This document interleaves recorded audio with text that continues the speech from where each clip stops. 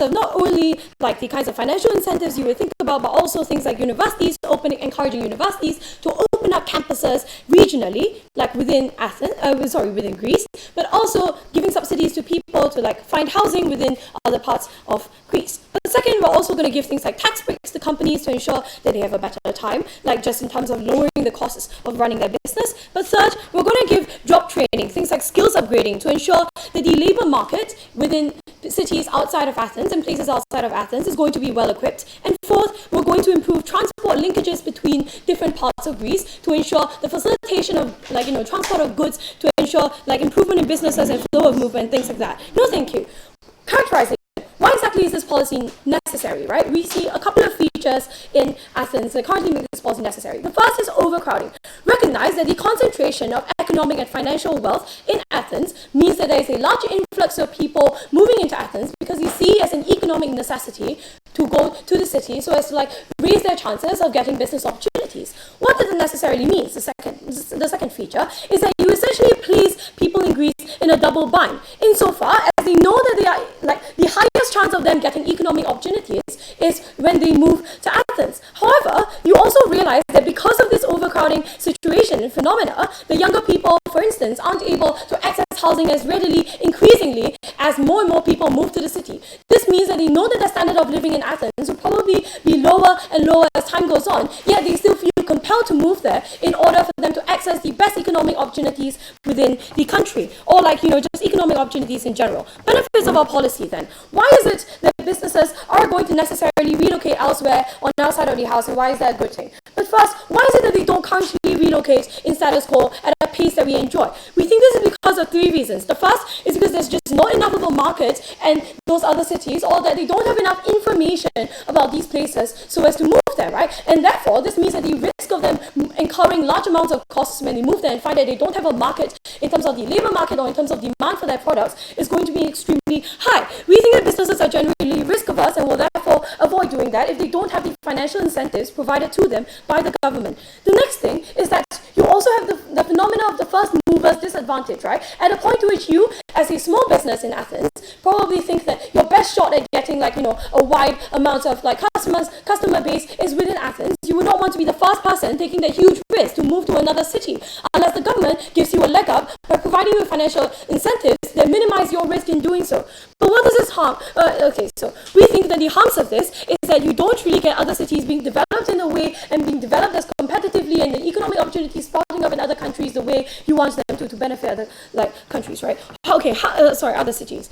What then do we get on our side of the house in terms of businesses? We get three benefits to them. The first is the creation of a good labor market, insofar as we're going to do things like provide job training, provide skills upgrading to ensure that people in other parts of Greece can also provide the kinds of skills necessary for businesses to flourish. Before I carry on, yes? How are you going to implement all of this given the huge fiscal deficit of Greece? Right. So I don't think that, firstly, I think this is quite a lame response, because this motion assumes some degree of feasibility. But I think secondly, we will just ensure that whatever financial incentive that we can is going to be allocated towards the most productive channels of giving people these means to relocate to other cities. But next, there's a creation of a good labor market insofar as universities are going to be opening up campuses, things I mentioned in my policy. This means companies are going to be more assured when they're setting up their practices in these cities. But secondly, it's going to be significantly cheaper for them to run their businesses, right? This is just intuitive insofar as to get things like subsidies and tax breaks. Means that they can provide more things and have more ambitious plans at lower cost. But next, we're going to have more efficient transport of goods and things like that. And this just minimizes the logistical constraints imposed upon these companies from the get-go. But next, why is it that we benefit people? And why is it so important that people cannot move to Athens to access these benefits in status quo? Why is it bad that not everyone can access the benefits of Athens in status quo? We think it is because of three reasons. The first is that barriers to entry in Athens are extremely high because of the cost of living, right? And recognize that this is because of the constrained geography and the fact that there's limited land and obviously limited resources. There's only so much the city can take in terms of people and resources and businesses, right? But second is that the cost of housing in Athens is becoming incredibly higher and higher, which means that not everyone can access these benefits, even if they take the gamble of like accepting Greece economic opportunities. The third is familial ties, right? You are compelling these people to leave their family behind in like other remote parts of Greece when they very well could choose to invest in those places and therefore get a higher standard of living for them in those places, right? We think these factors make it extremely hard for people to relocate to Athens and get all the benefits that currently people in Athens enjoy. But okay, why then do you screw over these people outside of Athens? Because of a couple of reasons. The first is that the voting bloc is situated within Athens, and like majority of the kind of political vote and political support is situated within Athens and concentrated in there. This means things like better public service provisions and like just general infrastructure being better there. But the second thing is that also the net wealth of people inside Athens is just so much higher, therefore compelling them to be more influential. This means that there's necessarily speaking a higher quality of life in Athens that these people cannot access. Why is it then important for us to care about these companies? About these individuals, right? Recognize that these individuals are also owed an obligation by the government, and insofar as by virtue of the birth lottery, they did not choose to be born in an underdeveloped part of the country, right? These individuals, and the large group of individuals that we're talking about, are therefore the most vulnerable in this debate, and the group of people that we all care most about, because of the fact they did not choose to be born into a system of poverty or into a system of having to choose between leaving their family behind and going to Athens to access economic opportunities, only to find that they are unable to access housing and basic human rights. The comparative on our side is this, of how we benefit them. Because of an emphasis on things like skills upgrading and like because of the financial subsidies that these people get, they are now much more able to equip themselves with the ability and actually able to access the opportunities that are available to them in cities outside of Greece. But the second thing is that you create greater self-sufficiency in places outside of Greece. Insofar as more companies move there, there's greater diversity of industry within cities outside of Greece, means that it's more self-sufficient as a sphere of influence on their own, which means that people feel less need to move out even if they have their different skill set, because they can now not only grow into this new skill set, but also access a greater diverse amount of industries. Because we both benefit, people and companies, I'm proud to propose.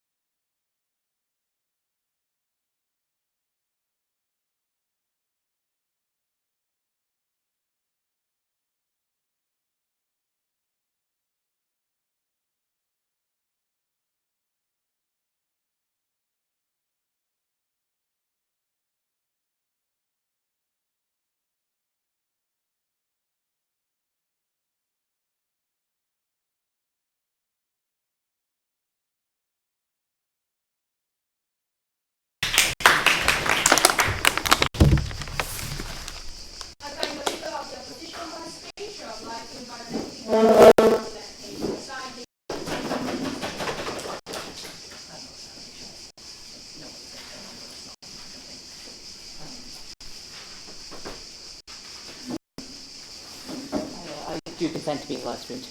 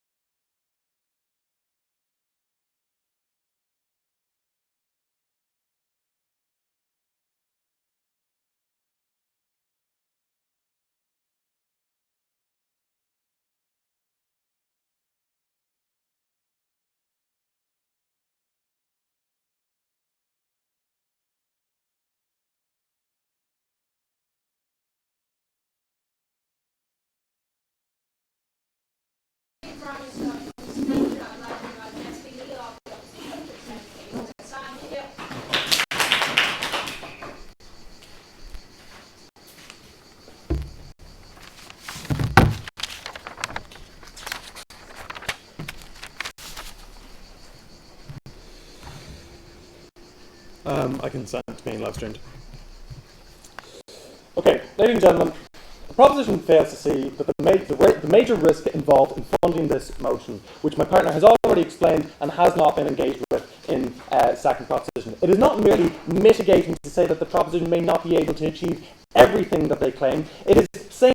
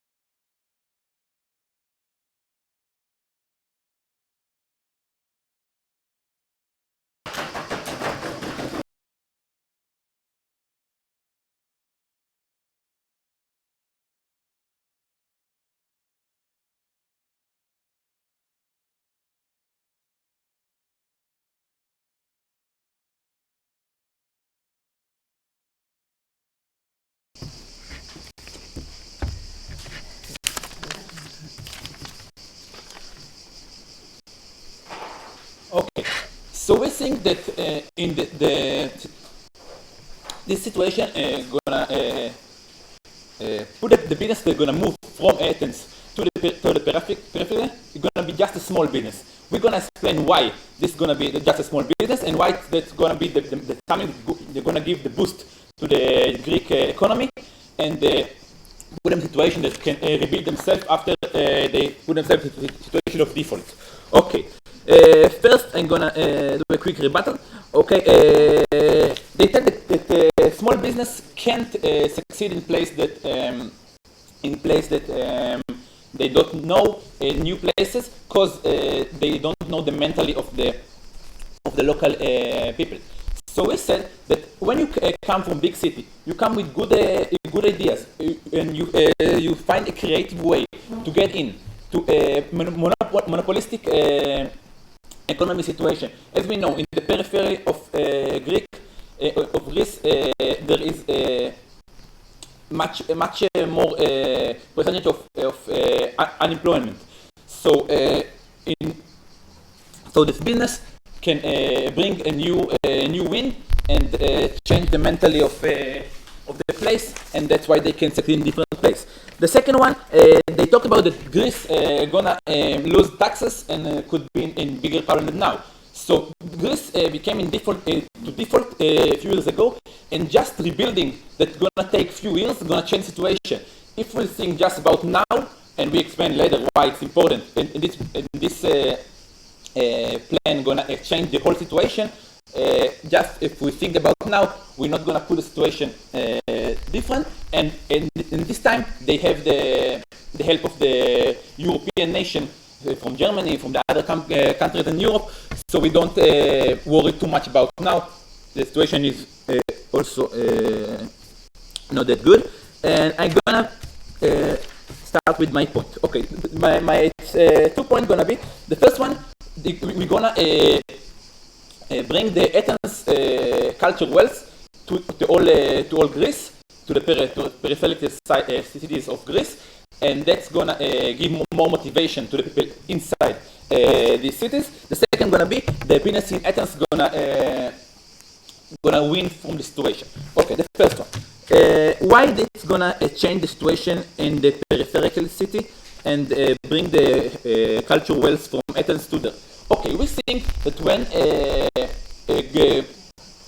business come from a big city, the people that come with the business, the people that are more educated, the people that more wealth, because as I said, in Athens the percentage of unemployment is much it's less than the peripheral city, that we can find 50% or more of unemployment right now, and if we come and bring with us people that educated, that went to the universities, and have experiment in the job, we can give more motivation to the local people, that they can change their life. They have an idol. They see, okay, there's someone like me, and I see, and I have a new dreams, and I want to fulfill my dreams, and I see that there is an option. I could see him and see my future. And after this, we think that the next generation will have more empathy to this dream, and we think that it's possible. More of that, when we combine people from good, educated people with people that right now is less educated, they will push them up. And we think that if we look 20 or 30 years next, we will find the situation that the people that gonna affect this population, it will be less crime, because they, as I said, they have the dreams to think about it, and they're gonna have a idol to see. Yes. Okay, so if we take your point that small businesses leave and leave big businesses in Athens, then we see them monopolizing Athens and increasing the cost of living, and therefore decreasing standard of. That's gonna be my second point. We think that it's good in Athens that we will find, first of all, in the status quo, when most of the businesses are located in Athens, the situation to monopoly is less optimistic, and we think that in my point, I'm going to show how the real estate price is gonna decrease, and this put the situation that more people can afford themselves to open business in Athens, and we will find a situation that we have a cycle of the economy. Okay, the second one is gonna be the second point gonna be why it's good for the business in Athens and the area. Okay, so as we said, we think that the most successful business will stay in Athens because it's a little bit more easier to attract good employees from the European nation, and they have the deeper wealth. They have more money to rent the real estate, and they have the option to stay here. And when the small businesses will leave, we think that it will decrease the price of the real estate and decrease the number of population. What's good in this? Athens is a city that suffers a lot from problematic transformation, and they have too much people that she can afford herself. We think that if we decrease the situation in Athens, the population, we will find ourselves, the municipal, to rebuild the city. This city that designed 100 or 200 years ago should rebuild, and we can rebuild it better for the next generation. As we say, the most thing is not right now. We think about 20 or 30 years in the future, because we already in a situation that we are in problem, and we think about long-term solution. And when we have less population, we can rebuild all the city, transformation, buildings better, and we think that we can build healthier and better, and we call you to propose.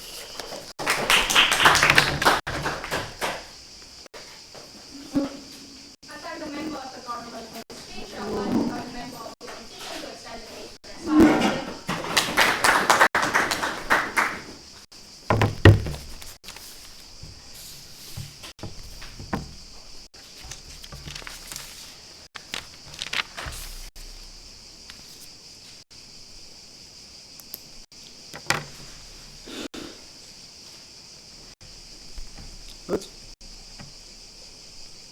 Thanks, Madam Speaker. In closing opposition, we believe that the government side does not get the situation in Greece. The situation is so terrible that the government is already providing huge tax breaks and huge financial incentives for companies to operate in Greece. We do not think that providing the same stuff in countryside will significantly change their incentives to relocate there. I'll talk about two things. First, I'll talk about the essence of public service and why on our side of the house you will serve far more people and in far better amount. And second of all, I'll talk about the economics, because we think that government doesn't know about the economics of Greece. First, the public service. Firstly, we think that you cannot just say that you'll open universities everywhere. It costs millions of dollars to establish a base, attract professors or students, especially given the current fiscal deficit of Greece. What is the trade-off here?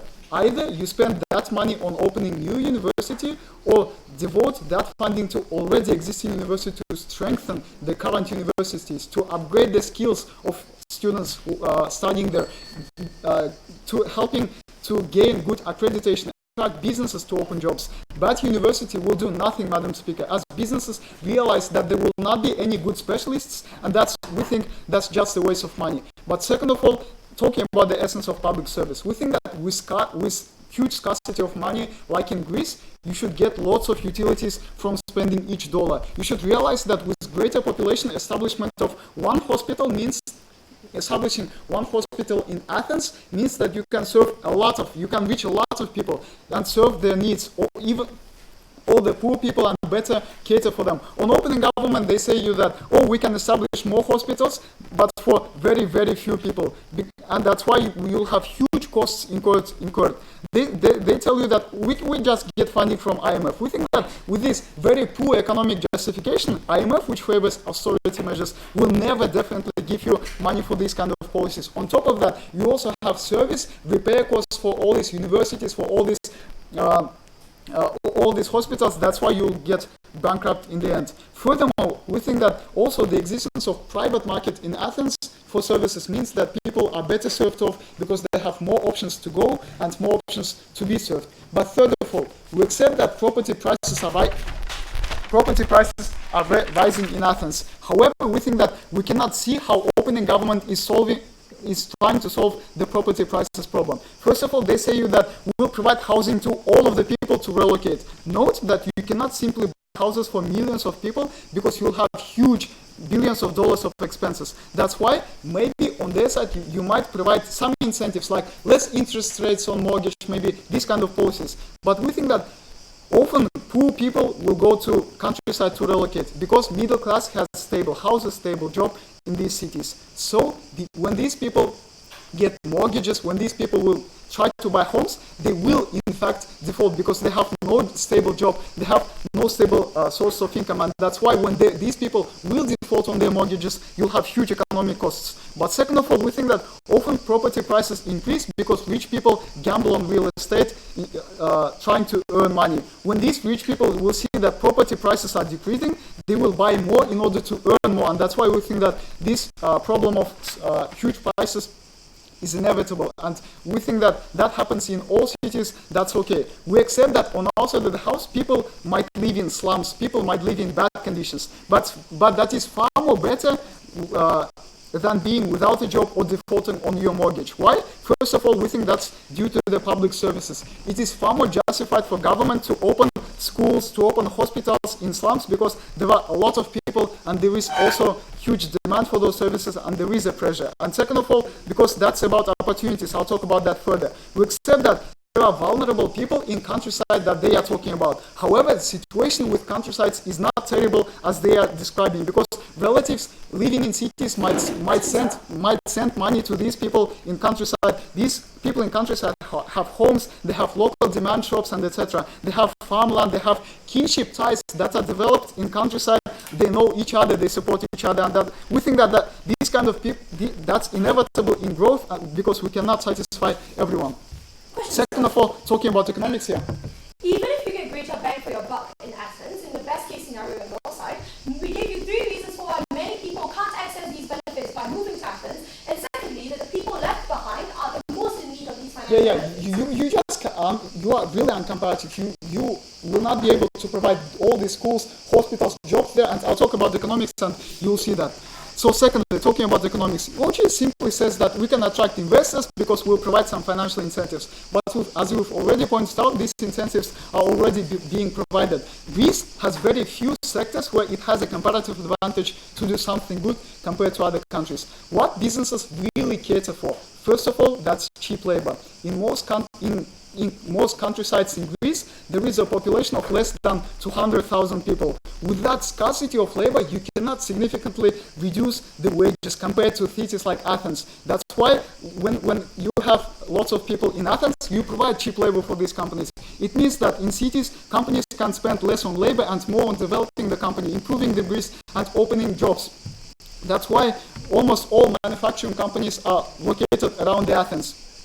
And also, with this policy, with the policy of government side, first of all, people will not be able to access all these diverse opportunities that are present in cities because companies go there. And second of all, if more people will leave Athens, there will be less cheap labor in Athens and there will be less working class in Athens, which means that you also ruin the Athens economy and also the Greece economy.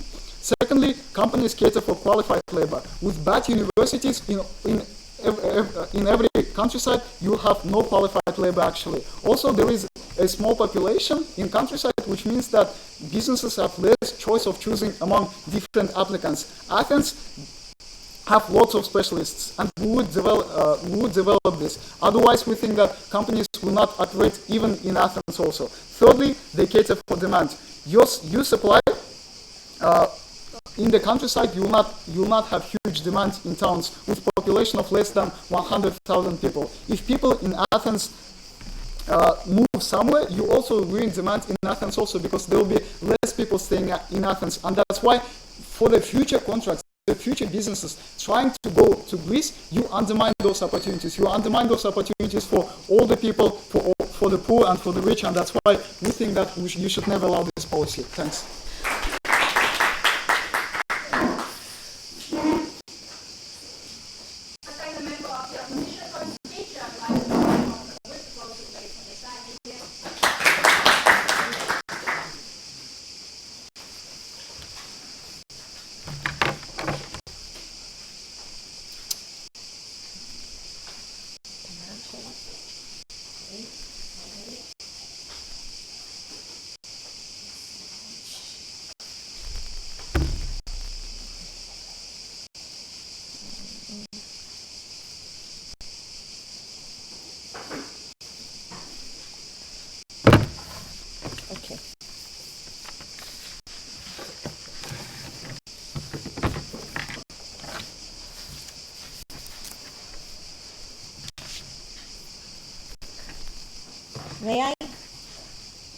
Okay, we're talking about economics, and I think that opposition is wrong because strongest economics measured by her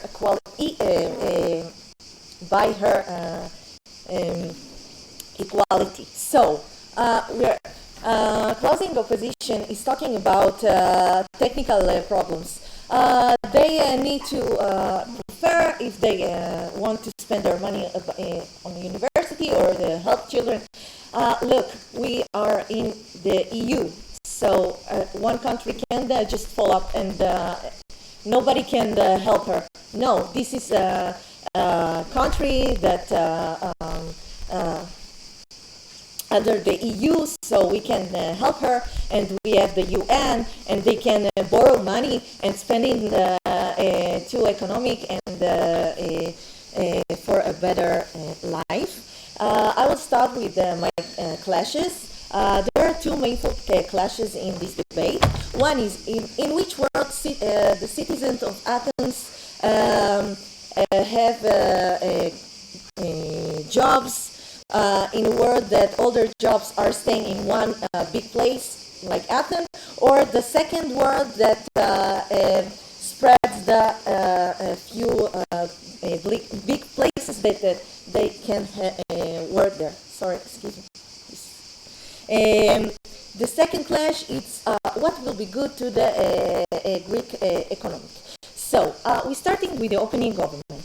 The Prime Minister is saying here that economics has the citizens has economics necessities, so they have no choice. They need to move to Athens and get their jobs and salaries because this is the best choice for them in the status quo. Which we Sar said to you, my colleague say to you, that the better world that the citizens of Athens is a world that they go outside to that spreads to other big cities, so they have a variety of job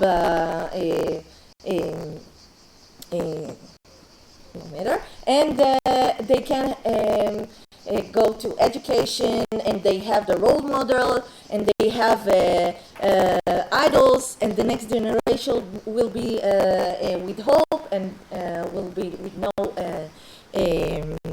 crimes and so forth. So this is good to the citizens, and we are winning in this direction. Moreover, the opening opposition speaks about how people are going to move to the opening opposition speaks about why people should why people if they move on to other small cities, they have no support, and people will live in slums. Come on, this is not true. They have help. They have their own government. I think the mayor and the big cities can control the small cities and the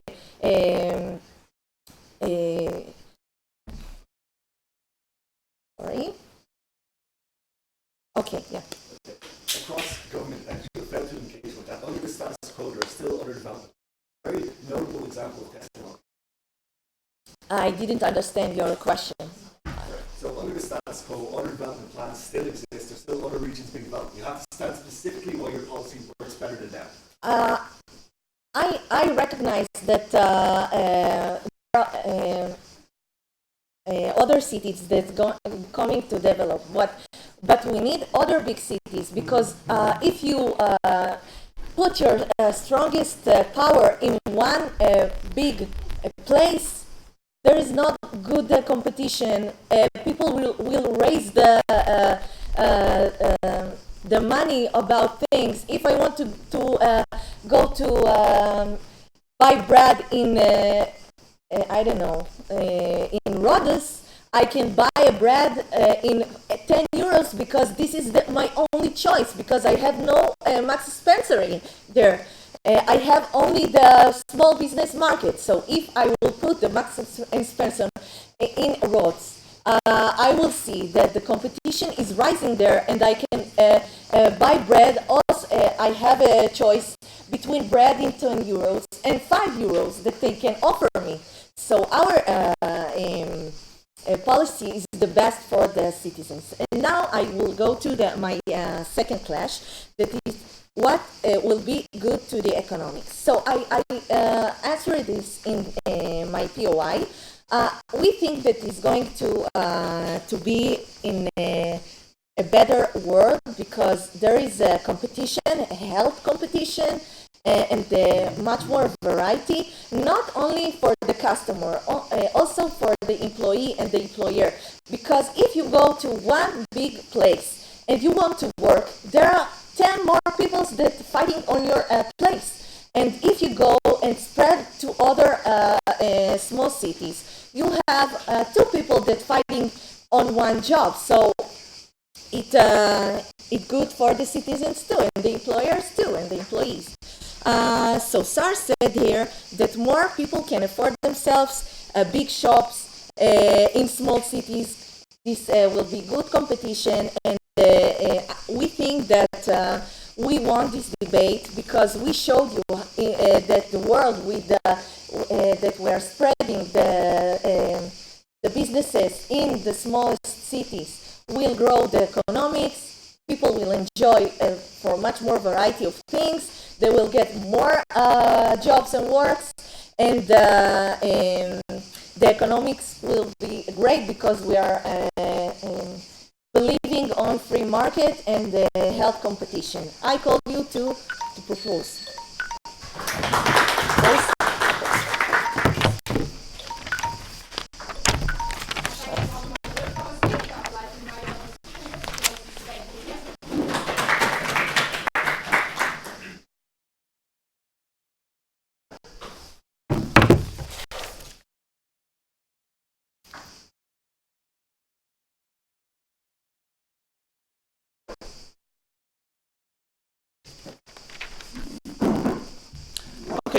So we believe that we're not in debate land, we're in Greece, and it's a real country that operates on a real budget. And it does not operate on some imaginary fiat that's apparently infinite and can allow us to do anything that we want. I'll talk about 2 things in this speech. First of all, I'll give a response and comparative explanation of failures of the government branch as a whole. Second of all, I'll talk about uniqueness of our extension and why it's ultimately the thing that wins this debate.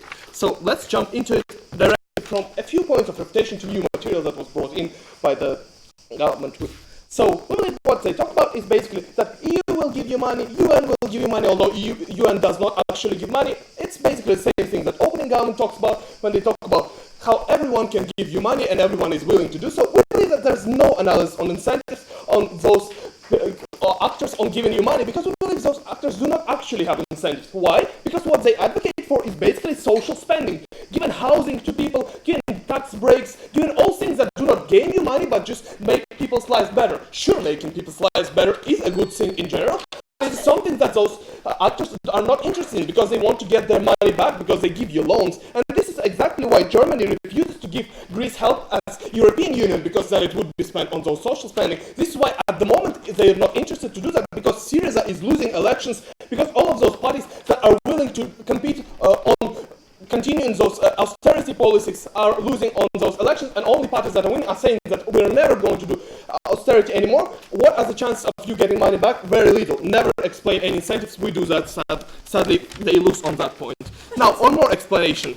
What basically opening government case is what they respond to our POI on the second speaker. They talk about, first we have fiat, so it's infinite. Well, let's talk about the fiat. We believe that their fiat is billions and billions of euros, and first of all, it's unrealistic because Greece does not have imaginary fiat of billions of euros in general. But even if we would assume that it is realistic, second of all, it allows us to solve problems in Athens as well, because none of the problems that they actually showcase are unique. We can also give tax breaks in Athens. We can build multi-story buildings and not these single-story buildings that are in Athens, buy them out, build more efficient housing. We can do more education in Athens in the same ways as my partner explained. All of those things are actually solvable, and the only thing that they talk about is oh, there is sea by one side, but there is no sea by other side, so people are very far away. Well, you can also fund transportation in the same way in Athens. You can build more metro stations. I went from airport to center of Athens in like, 30 minutes? It's not that far away. I can manage that if you build me a metro line. If you have billions of euros, you can do that in Athens as well. No analysis on why exactly in Athens it's not possible to do that. Second of all, what they talk about is basically, well, there is like some trade. Okay, so they also talk about the IMF, things that I already dealt with. The last thing that they talk about is how we are going to export tolerance to other places in Greece, how we're going to change society like that. But believe there's actually reversals of this argument that's going on. Because we believe that we're sending people to countryside, and those people are exactly those people that are malnourished, people that are very, very vulnerable, and those people are most likely coming from this vulnerable group, and it's not going to be many of them. They're not going to become majority of population in countryside. But those people are going to be probably some people of that sense of migrants, some people that are usually discriminated against, because this is what makes them probably such vulnerable, is the fact that they're discriminated against, and we send them to this countryside. What that happens, we don't really believe that they're going to talk people and change their minds. What will actually happen is that they will get discriminated against in the countryside, because discrimination is rooted deeply inside of your heart, deeply inside of your brain. It's not something that can change only because you talk to someone, and something I'll take opening later on, so please don't stand up. Okay, so we don't believe that it is actually going to change just on the basis of you talking to people, no analysis on that. Also, we believe that we actually win on that point because a lot of harm is going to come in. So then we can see that for the most part, basically, government side as a whole fails, because closing government only talks about how small businesses are going to leave, big are going to stay, everything is going to be shared, everything is going to be good, while they do not really, anyhow, again, respond to the fact that those businesses are usually interdependent. Big businesses do depend on small businesses for doing their logistics, for doing their support, like catering, like outsource, like whatever, things like that. And we believe that big businesses cannot survive without them, small businesses cannot survive without big businesses, because their sustenance is serving those big businesses. So basically, whole government branch gives you very, very few. Why we believe that closing opposition is the team to win this debate? Because, okay, sure. Okay, your piece about concentration of resources at best maybe works to say we should move everyone to the most rural places possible. Other cities are still large enough and get larger through our policy to experience the economies of scale. Sadly, opening government does not give actual framing about what is the actual situation in Greece, while my partner does that in his speech when he talks about how cities are at best like 200,000 people, which might not seem like a very small city to you, but for most big businesses that are actually those investments that you're trying to attract, which are usually big tech companies, big companies that want to have a lot of workers to work on their factories, or those things like that, it's not enough because their businesses are really big and they work on a big scale, and therefore they require a lot of skill, or at least big in number of labor, which is not things that are happening in not even the most rural areas of Greece, but even in smaller cities of Greece. Therefore, well, maybe Saloniki is going to get a little bit better. Most everything else is not going to be like that. So don't believe in it. So, okay, going to our extension. Why believe that we are winning this debate? We're winning this debate on two things. First of all, we believe that we're the only team in his debate that is actually providing comparative with the situation that's going to be in this motion. So what we talk about? We talk about these education problems, we talk about housing problems, how exactly those things are going to be solved on our side. That's enough for you. We believe that's how exactly those things are going to be solved. Because we explain the incentives of big companies, we explain how big companies that do want to invest in you actually want to have great specialists, because this is the only way that how those companies are actually going to compete on those global markets, because global market does not compete on you having such bad specialists, but a lot of them, they want good social specialists. Otherwise, we explain that if your company is of a different type, it can compete on cheap labor, and both of those things are not things that you can get in the countryside, and sadly, the government branch as a whole, again, never explains to you why exactly are you going to get either one of those things on their side. Therefore, they look on this exchange of economic benefits on their side. We believe this is basically where they fail for the most part. But second of all, we explain to you how exactly Greece is actually winning out as a whole when you help to Athens. How? As I'm going to explain. First, when you focus on economic development in Athens, it actually distributes resources to other parts of Greece. How? It means that companies branch out and franchise to other places when they already settled in Athens, but it requires them to already come to this country and see some level of infrastructure here. Second of all, we believe that it takes it pays a lot of taxes that are massive and can also be distributed to the countryside. C, we believe that basically people, as already my partner explained, send this money from Athens to their relatives in countryside and try to help them because of family relationships. Because of all of these reasons, we believe that we are the team that wins, and very proud to folks.